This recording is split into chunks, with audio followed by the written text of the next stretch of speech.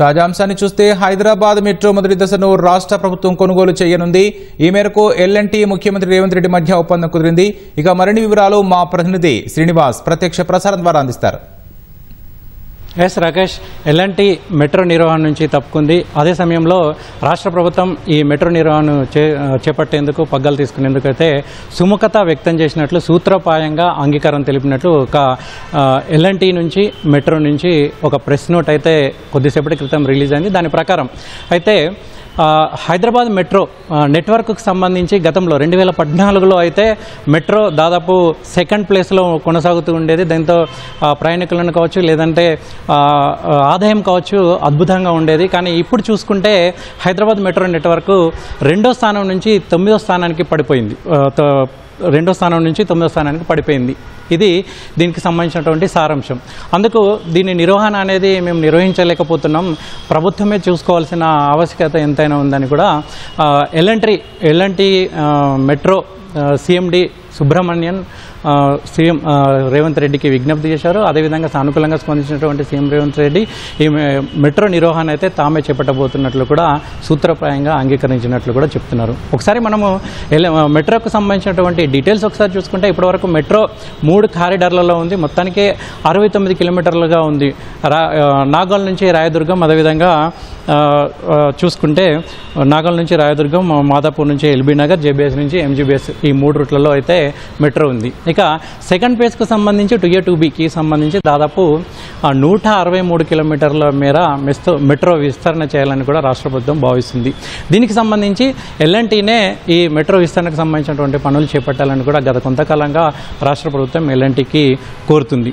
కానీ మరొక పక్క కేంద్రానికి కూడా ఈ మెట్రోకు సంబంధించినటువంటి విస్తరణ పనులు చేపట్టాలని కేంద్రమే దీన్ని నిర్వహించాలని కూడా చాలా కాలంగా కేంద్ర ప్రభుత్వాన్ని రాష్ట్ర ప్రభుత్వం కలిసి విజ్ఞప్తి చేసింది, అనేక సార్లు కోరింది. సీఎం రేవంత్ రెడ్డి కూడా చాలాసార్లు కలిసి నేరుగా విజ్ఞప్తి కూడా చేశారు. అయితే కేంద్ర ప్రభుత్వం అయితే ఒక సూచన అయితే ఖచ్చితంగా చేసింది. ఎల్&టీకి రాష్ట్ర ప్రభుత్వానికి మధ్య ఒక ఖచ్చితమైనటువంటి అవగాహన ఒప్పందం అనేది ఖచ్చితంగా ఉంటేనే అది ముందుకు సాగుతుందని కూడా కేంద్రం స్పష్టం చేసింది. ఈ నేపథ్యంలోనే రాష్ట్ర ప్రభుత్వం చాలాసార్లు ఎల్&టీ అధికారులతో కీలకమైనటువంటి సమావేశాలు నిర్వహించింది. దానికి సంబంధించి ఎల్&టీ కూడా 2వ దశలో తాము విస్తరణ పనులు చేపట్టేందుకైతే తాము ఎట్టి పరిస్థితుల్లో సుముఖంగా లేము, అదేవిధంగా 2A-2Bకి పనుల్లో కూడా తాము పాల్గొనబోమని కూడా మెట్రో అధికారులు అయితే స్పష్టం చేశారు. ఈ నేపథ్యంలోనే ఇక తప్పనిసరి పరిస్థితుల్లో మెట్రో నిర్వహించేందుకు రాష్ట్ర ప్రభుత్వం సూత్రప్రాయంగా అంగీకరించినట్లు కూడా తెలుస్తుంది. ఇక దీనికి సంబంధించి గతంలో ఉన్నటువంటి దానికి సంబంధించినటువంటి లోన్లు కావచ్చు, దాదాపు 13,000 కోట్ల లోన్లు ఉన్నాయి. అదేవిధంగా ఒక 2,000 కోట్ల ఈక్విటీ కూడా చెల్లించాలని కూడా మెట్రో అధికారులు ప్రభుత్వానికి విజ్ఞప్తి చేశారు. దానికి సంబంధించి లోన్లను రాష్ట్ర ప్రభుత్వమే టేక్ ఓవర్ చేసుకుంటుంది, దాన్ని చెల్లించే బాధ్యత కూడా రాష్ట్ర ప్రభుత్వమే తీసుకుంటుంది. ఇక 2,000 కోట్ల ఈక్విటీకి సంబంధించి వన్ టైం సెటిల్మెంట్లు కూడా చేసేందుకు అంగీకరించినట్లు కూడా మనకి ప్రెస్ నోట్లు చెప్పారు.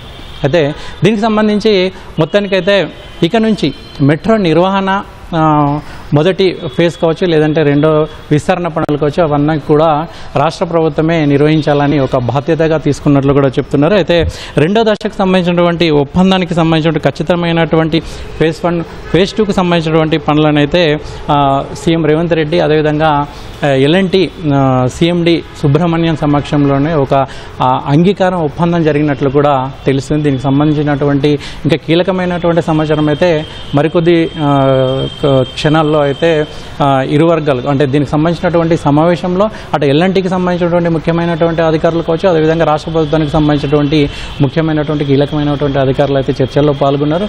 ఒక సూత్రప్రాయమైనటువంటి అంగీకారం అయితే దాదాపు అయినట్లు కూడా తెలుస్తుంది. ఎల్&టీకి సంబంధించినటువంటి ఫేజ్ 1, ఫేజ్ 2కు సంబంధించినటువంటి కార్యక్రమాలను లేదంటే నిర్వహణ బాధ్యతను కూడా రాష్ట్ర ప్రభుత్వం పూర్తిగా తీసుకుంటున్నట్లు కూడా చెప్తున్నారు. గతంలో మెట్రో ఏదైతే తీసుకున్నటువంటి అప్పులు ఉన్నాయో, లోన్లు ఉన్నాయో, దానికి సంబంధించినటువంటి ఈక్విటీ ఏవైతే ఉన్నాయో అవన్నిటిని కూడా రాష్ట్ర ప్రభుత్వం చెల్లించేందుకైతే అంగీకారం జరిగినట్లు అయితే తెలుస్తుంది.